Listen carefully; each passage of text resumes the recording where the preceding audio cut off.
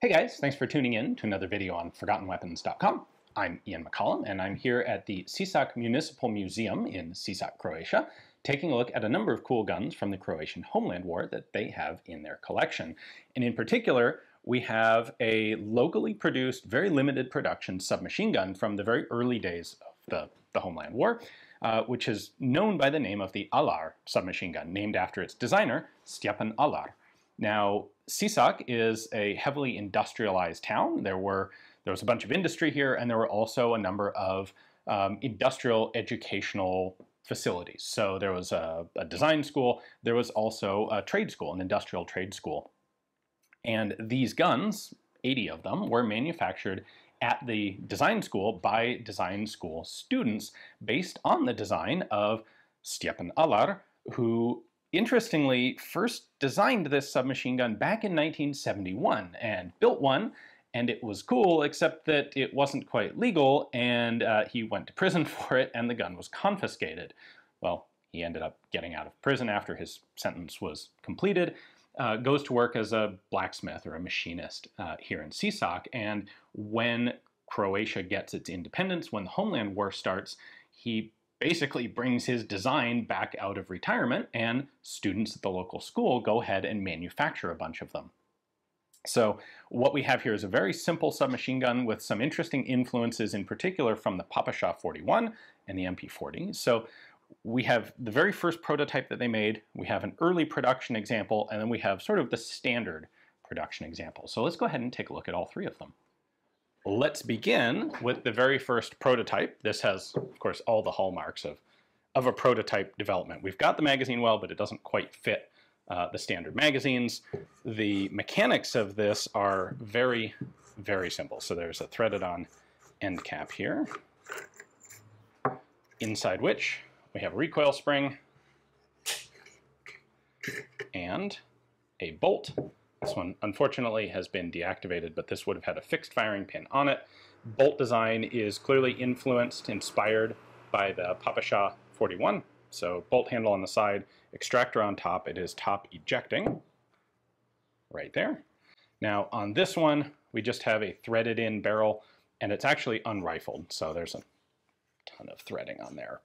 You know what, we'll leave that threaded in. Now the prototype here has a fire control group that's actually a little more complex than the final product. This is a progressive trigger, which if you pull back to there, you can hear that click. There we go, that's semi-auto, and then if you pull it back just a little bit further, you get full auto functionality. So I can actually show you that if I take the barrel out. Like I said, there's a lot of threading there, and it's an unrifled barrel. But now we can look down the receiver tube, so you can see the sear right there. And when I pull it down till it clicks, that's our sear right across there that has popped back up. And then if I pull it down just a little bit further, pulling the trigger back all the way, that gives us our full auto function. So that is ready to fire, then fires, and the sear pops back up for semi-auto, and then an additional trigger press pulls the sear down for full auto. Now with that prototype finished, the students learned some pros and cons, what to do, what not to do, some changes to make, and went on to start production of a fully functional version of the gun. And that is this. This is the first version. It has a side folding stock on it. There's no locking mechanism. It just opens up all the way like so.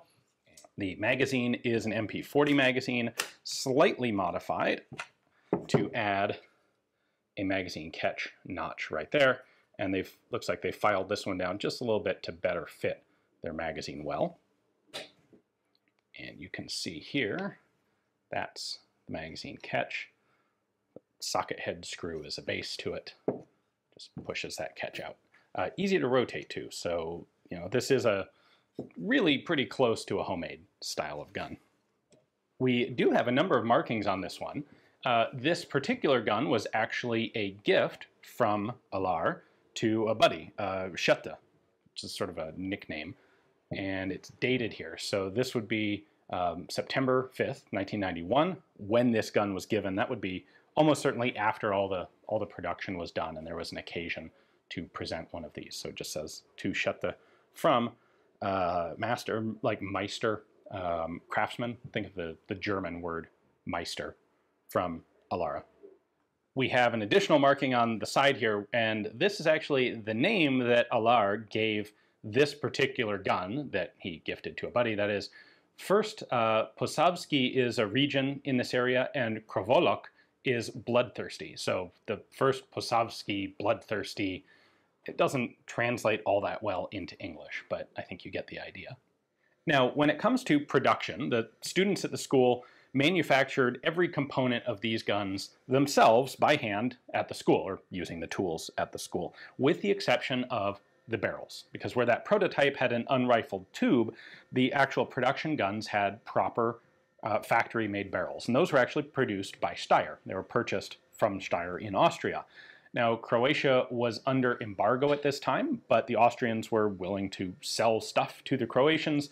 It was just left up to the Croatians to figure out how to get it out of Austria and back across the border. So when it came to these barrels in particular, apparently what the students did was disguise them or pass them off as car roof rack material. And of course, they weren't turned barrels at that point. They were large diameter barrel blanks. And they were brought into Croatia that way and then cut and finished turned into submachine gun barrels. Now this first one has a pretty simple large front post for a front sight, and then its rear sight is actually just a notch cut in the front end of the receiver.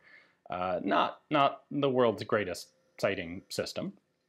The rest of the mechanism is pretty clearly inspired by the PPSh-41. So what we see here is a latch safety just like the PPSh.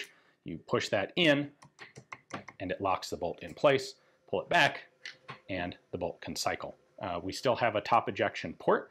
A fairly small ejection port. One suspects that might have been the cause of some reliability issues. If this had ever gone into more serious production, I'm sure that would have been enlarged.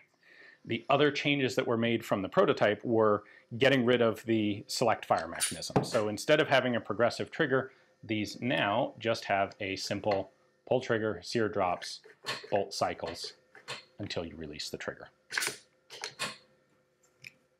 There is a pretty large polymer buffer that was put into these.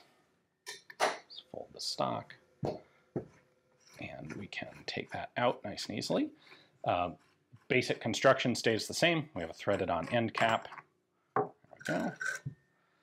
So actually, honestly, that looks like it may have been inspired by an AR-15 M16 rear buffer, but it just serves as a shock absorber. And by shortening the stroke of the bolt travel that much, this is actually going to increase the rate of fire a fair bit. Take the bolt out. Relatively lightweight bolt. You can see it's got a cut there so that the recoil spring nests nicely around the back end of the bolt. Again, fixed firing pin. And that's mechanically all there is to the gun. Moving on once more, we now have the standard production version. And they changed a couple things here from that first gun. So first off, the stock is now an underfolding stock. I'm not sure if that's better. The design is very similar. It just has an underfolding mechanism instead of a side folding mechanism. There's a button right on this side. Push that in and you can fold the stock down. Note that there's a little bump in the stock to clear the magazine release button. And there's a little bit of friction as we pull it around the pistol grip, and then it locks, a little wobbly, but locks in position. Right. The front sight is taller, it's smaller, and it has a full front sight hood. And Alar called these guns owls after that rounded front sight hood. Those are used in conjunction with this rather large rear V-notch sight. So a couple protective wings, a single fixed sight, definitely better than what was on that first gun. These are numbered, so this is number 122, and that number also appears on the lower housing and on the stock itself. And there has been a second bolt notch added. So this is the cocked position of the bolt, and from here I can pull it back just a little bit. There we go. I can engage the safety there, which locks the bolt in the open position. So that was an added feature that wasn't on the first version. We can lock the bolt open or closed now. So serial number 122, pretty sure they started at 100 or thereabouts because only approximately 80 of these were actually manufactured.